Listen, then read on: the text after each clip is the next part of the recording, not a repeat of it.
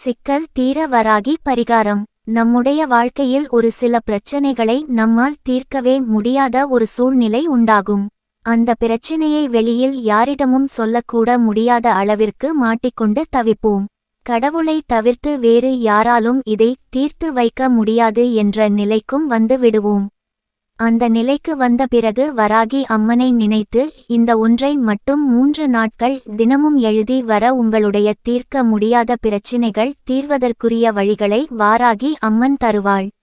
வராகி அம்மனை வழிபட்டால் நமக்கு பல நன்மைகள் ஏற்படும். எதிரிகள் தொல்லை, கடன் பிரச்சனை என்று வாழ்க்கையில் கஷ்டப்பட்டு கொண்டு இருப்பவர்கள் வாராகி அம்மனை முழுமனதோடு வழங்கி வந்தால் அவர்களுடைய கஷ்டங்கள் அனைத்தும் படிப்படியாக விலகுவதை உணர முடியும். அப்படிப்பட்ட வராகி அம்மனை நினைத்து செய்யக்கூடிய ஒரு எளிமையான பரிகாரத்தை பற்றி பார்ப்போம். இந்த பரிகாரத்தை எந்த நாள் வேண்டுமானாலும் செய்யலாம், எந்த நேரத்தில் வேண்டுமானாலும் செய்யலாம். இதற்கு நமக்கு ஒரு பேப்பரும் பேனாவும் இருந்தால் போதும். வேறு எதுவும் தேவை இல்லை. பூஜை அறையில் அமர்ந்து தான் செய்ய வேண்டும் என்ற எந்த ஒரு நிர்பந்தமும் இல்லை. முடிந்த அளவிற்கு காலையில் எழுந்ததும் இந்த பரிகாரத்தை செய்யலாம் அல்லது இரவு படுக்கச் செல்வதற்கு முன் இந்த பரிகாரத்தை செய்யலாம்.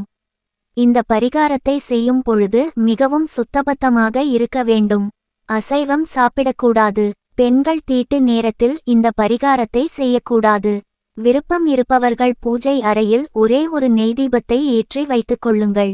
அந்த தீபத்திற்கு முன்பாக அமர்ந்து முதலில் ஒரு பேப்பரை எடுத்துக்கொள்ளுங்கள்.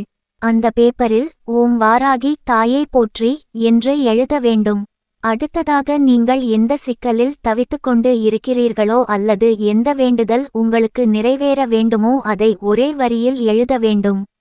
அடுத்ததாக 369 என்னும் எண்ணை 33 முறை எழுத வேண்டும்.